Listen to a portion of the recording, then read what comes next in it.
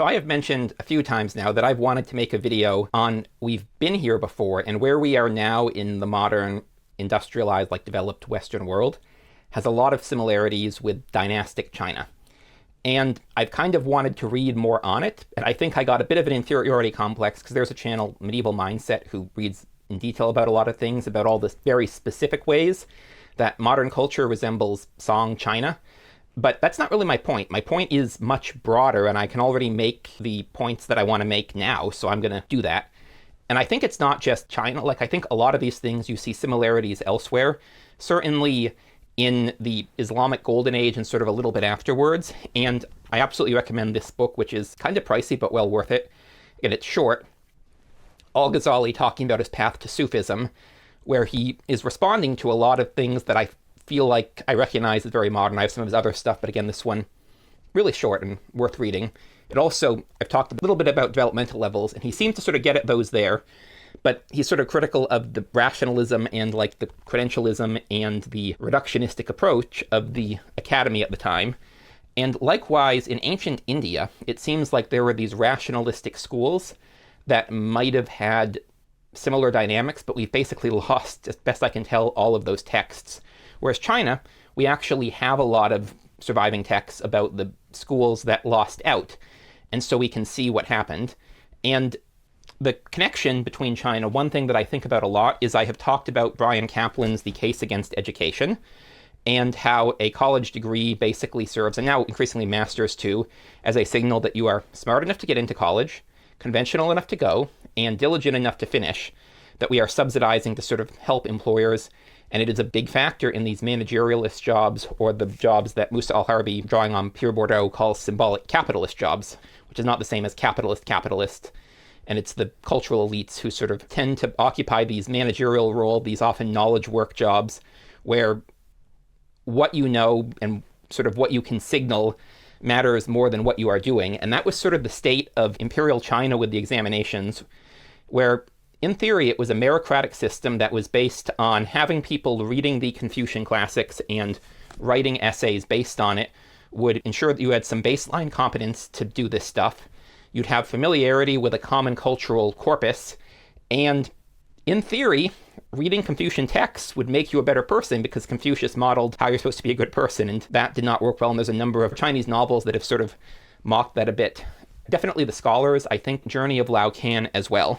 So ancient China, especially like in the Warring States period, had become remarkably modern in a lot of ways. And one way that it was different is I've talked about the weirdest people in the world, and Henrik's argument that part of what led to the development of the West is the destruction of the sort of extended family structure by the Catholic Church. And I've seen other books argue that either it was destroyed earlier or we never actually had, like in Western and Central Europe, much of an extended family structure in the first place, but China did have that extended family structure, and that was what a lot of Confucius's writings focused on.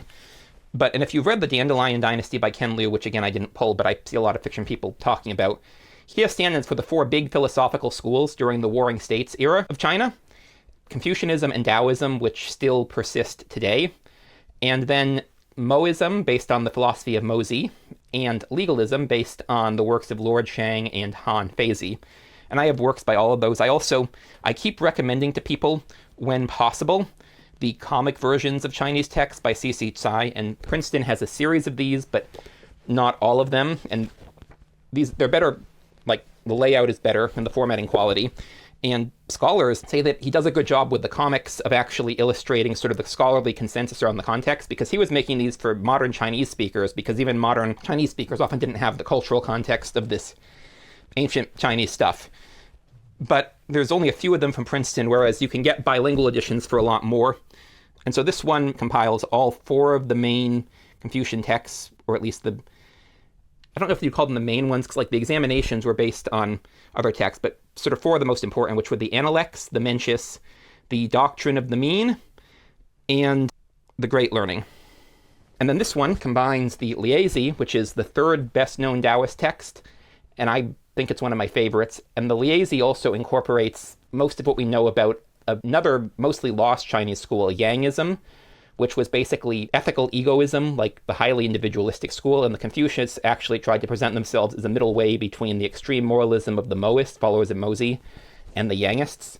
And then also some of Han Feizi's work. And Feizi was extensive, and as far as I know, there is not a good modern in-print translation in English.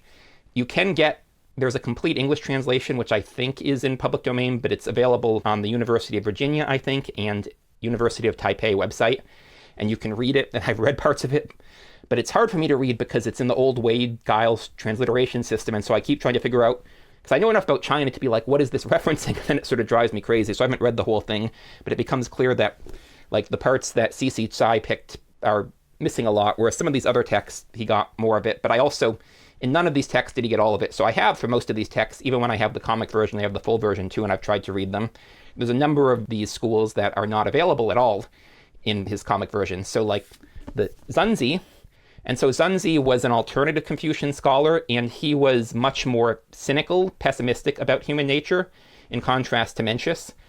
And as I think about like Thomas Sowell, like Zunzi is a good example. He's a Confucian who was a big believer in the constrained vision, whereas Mencius was a big believer in the unconstrained vision. And so Mencius is more inspiring to read. Reading Zunzi is kind of depressing, but I also think worthwhile. And a lot of his complaints sound very familiar today. And then, as I mentioned, there is also, so the legalist school of Han Feizi and Lord Shang was basically about sort of trying to social engineer incentives, but it also, like in terms of Sowell's taxonomy, it's still somewhat constrained. And it's interesting because Moism too, even though he was very moralistic, he also operated in a very pragmatic way. And this is the first complete translation. And now you can get a Penguin translation for $20. But the reason that's important, so he translated a lot of the military stuff, and that's, the Moists were like big military people helping small states. But he also translated the dialogues. And so before this translation, you could only get the tenets of Moism, which I don't think do as good a job conveying what the school was about as the surviving dialogues that we have in here. And so it's clear Moism and legalism are both very rationalistic schools, although in sort of different ways, where Moism still is about creating incentives, but it's also about trying to appeal to people's better natures. And then Zunzi is very pessimistic about appealing to people's better natures. And then legalism just doesn't care about natures at all and just incentivize people to do X, Y, Z. And then the Confucianism of Mencius is much more, hey, just inspire people to do the right thing, which I think can work in some cases, but you generally need a high trust society and common agreement on what the right thing to do was, which is what the Confucians were trying to do. And then another interesting one, which translated by the same translator, is the Mingjia, the School of Names, and we only have a few surviving texts, often fragmentary in other texts. And I've tried reading it, and it's confusing. And one of the most confusing things is they have this obsession with this idea that a white horse is not a horse. And I'm realizing, like, as I read this obsession with sort of word games reminds me a lot of the French postmodernists, and it's obviously not the same thing, but it seems to be this navel-gazing reflection with, like, word games and puzzles that don't really have use. And obviously, I know, like, historians of China will be like, oh yeah, you're way oversimplifying and there's huge differences. But again, I'm only interested in these broad similarities. And it shows that sort of patterns of human nature come up again and again. So you had in these two main schools, you had the mainstream Confucians who basically appealed to morality, but also ended up with the Neo-Confucian synthesis, which drew a lot on legalism. You had the bureaucracy supposedly based on merit, but also instilling common Confucian values, which worked better or worse in various times in Chinese history, but certainly never worked as well as it purported to work. You had Taoism, which is the school that I most favor, especially the versions from Zhuangzi and the Liezi, which were, I don't even know how to describe it. Taoism has a lot in common with Christianity, but it also has a lot of things that Christianity doesn't. And it sort of, I find it, my understanding of Taoism, uniquely useful.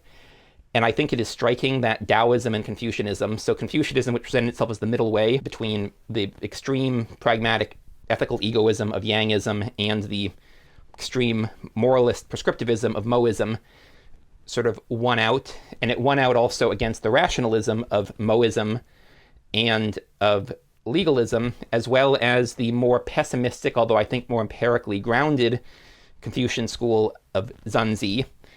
And then you have the Mingjia, which I mean, it's not the French postmodernists, but this obsession with like word games and like the meanings of words, that sort of navel gazing reminded, I guess, when you have human nature. And so Warring States China was demographically in decline, I should mention.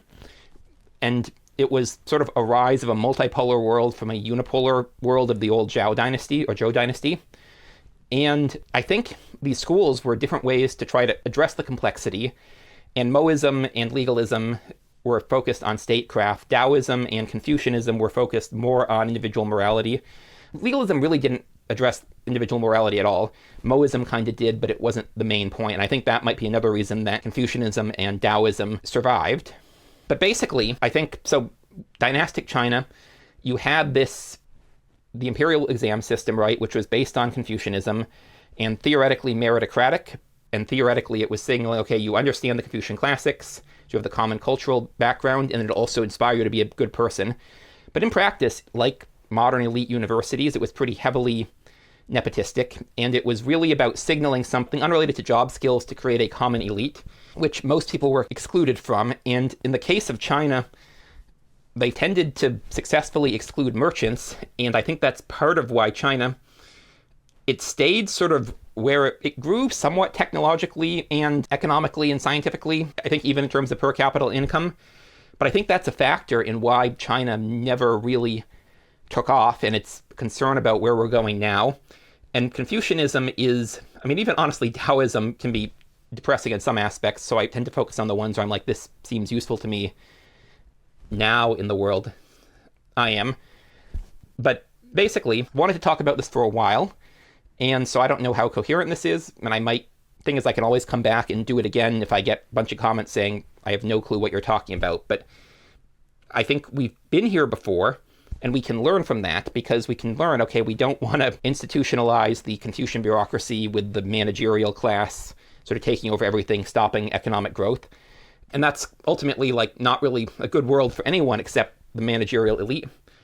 But we can also learn from Taoism about how to learn our own lives, and we can look at, because like there are some, even though I would disagree a lot with Mosey, there are also some interesting, really useful passages. And one of the most memorable for me is he is referencing Confucius positively, and someone says, well, why are you praising Confucius?